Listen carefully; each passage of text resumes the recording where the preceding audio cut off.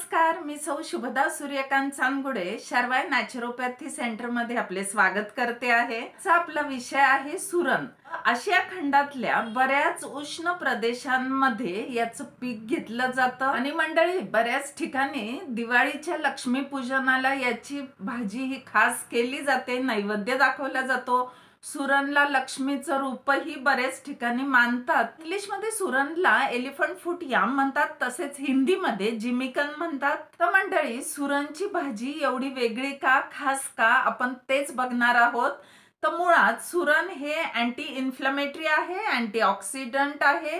हे कोलेस्ट्रॉल शरीराचं खूप कमी करतं, रक्ताच्या गुठळ्या कमी करतं, हार्टचे बरेचसे आजार कमी होतात, रक्त पातळ व्हायला मदत होते। आवळ्यासारखेच हे आपल्या वार्धक्यावर पण खूप चांगलं आहे। आपल्या शरीरातले सगळे टॉक्सिन्स, कचरा हे बाहेर काढून टाकतं, आपल्या शरीरातली शुगर कंट्रोल मध्ये ठेवतं।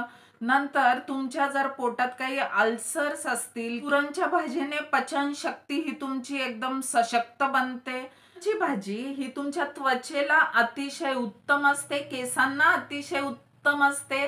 सुरण मध्ये डायोजेनिन नावाचा एक घटक आहे, त्याच्यामुळे आपली बुद्धी खूप तेज होते, मेंदूला शक्ती मिळते, अगदी नैसर्गिक पद्धतीने मिळते आणि न्यूरल ग्रोथ हा खूप चांगला होतो। ब्रेन फंक्शनिंग हे खूप चांगल्या प्रमाणात व्हायला लागतं, ते मेमरी खूप जास्त प्रमाणात वाढते। लिव्हर करता हे अतिशय चांगलं आहे।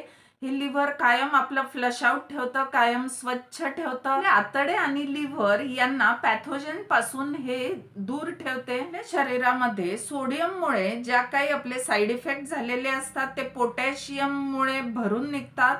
तसंच सुरण मध्ये व्हिटॅमिन सी खूप जास्त प्रमाणात आहे, कॅल्शियम आहे, आयर्न आहे। तर मंडळी तुम्ही याची जर भाजी खात नसाल ना तर जरूर खाण्यास सुरुवात करावी। आता याची भाजी कशी करावी हा बऱ्याच जणांसमोर प्रश्न असतो। तर तुम्ही सुरण बघितलेलंच आहे, त्याला वर जाड जाड साल असतं पण मध्ये जरा मऊ असतं ते। तर पहिले आपल्याला हवा तेवढा भाग सुरण मधला काढून घ्यावा आणि वरची साली काढून घ्यावी। नंतर बटाट्याच्या फोडींसारख्या तुम्ही बारीक याच्या फोडी करून हळद मिठाच्या पाण्यात भिजवून त्याची नॉर्मल सुकी भाजी करू शकतो, किंवा अगदी आपण जी काळी आमटी वाटण तयार करून जी भाजी करतो तशी तुम्ही करू शकतात। बरेच जण ही भाजी करताना आधी या सुरणच्या फोडी या तळून घेतात आणि मग नंतर त्या भाजीत टाकतात, पण तळण्याची अगदी काही गरज नाहीये। तुम्ही थोड्याशा तव्यावर आधीच असं गरम करून घेतलं तरी चालेल आणि अतिशय ही भाजी चविष्ट लागते। आता आम्ही काय करतो, आम्ही याचं साल काढतो आणि मोठे मोठे चौकोनी चौकोनी तुकडे करून घ्यायचे।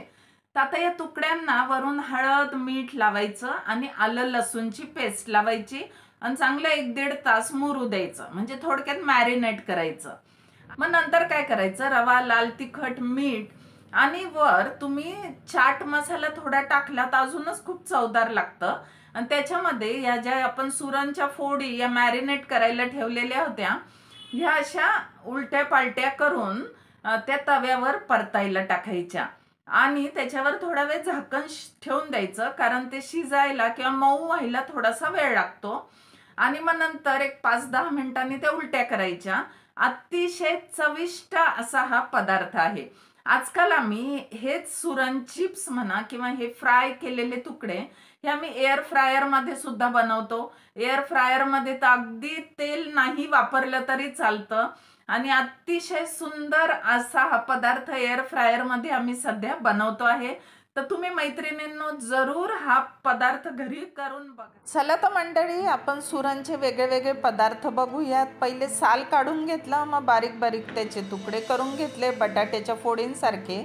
आता कढईमध्ये मी तयार करून ठेवलेला मसाला टाकला, खोबरं, आलं, लसूण, कोथिंबीर आणि त्याच्यामध्ये नेहमीसारखी मी सुरणच्या फोडी टाकून आपण जशी बटाट्याची भाजी करतो तशी साधी भाजी करते आहे।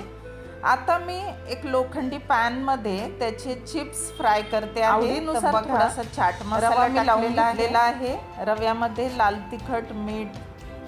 आजकाल आम्ही सुरणच्या या चिप्स एअर फ्रायर मध्ये करतो, अगदीच कमी तेल लागतं, अगदी तेल नाही वापरलं तरी चालू शकतं आणि अगदी लवकर तयार होणारा पदार्थ असा आहे। आणि चवही अतिशय खमंग अशी या एअर फ्रायरमध्ये लागते. नवीनच आम्ही नुकताच फिलिप्सचा एअर फ्रायर विकत घेतलेला आहे. त्याची लिंकसुद्धा मी तुम्हाला खाली डिस्क्रिप्शनमध्ये दिलेली आहे. याचा कुठलाही साईड इफेक्ट नाही. गरम हवेवर हे अतिशय छान शिजलं जातं. याच्यात अनेक पदार्थ होतात तसे. हे गरम हवेवर व अगदी पटकन शिजते. याच्यात फ्रेंच फ्राईजही उत्तम बनतात. बटाट्याची जसे फ्रेंच फ्राईज करतो तसे तुम्ही सुरणचे सुद्धा फ्रेंच फ्राईज करून बघू शकतात. अतिशय सुंदर होतात. सुरणचा पुलाव करू शकतात तुम्ही, सुरणचं भरीत करू शकतात. आणि जेही माझे व्हिडिओ बघत आहेत ते मला माहिती आहेत अतिशय सुगरण आहेत.